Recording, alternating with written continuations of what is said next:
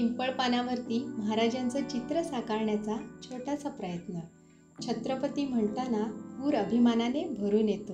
छत्रपती म्हणजे गुणवंत, सामर्थ्यवंत, यशवंत असा दैदिप्यमान आणि त्याचबरोबर अभिमान वाटावा असा राजा.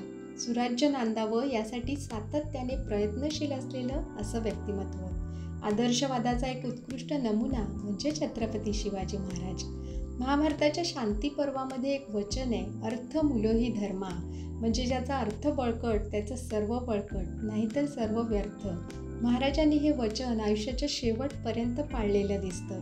त्यांचे प्रत्येक पैलू हे आत्मसात करावेत असे. कोणी कोणता पैलू घ्यायचा हे प्रत्येकाने ठरवायचे. महाराजांचं चित्र साकारताना दोन गोष्टी अत्यंत महत्त्वाच्या. एक म्हणजे त्यांच्या चेहऱ्यावरचं ते स्मितहास्य दाखवणं आणि दुसरं म्हणजे त्यांच्या डोळ्यातील ती विलक्षण चमक दाखवणं. महाराजांच्या चरणी कोटी कोटी प्रणाम. धन्यवाद.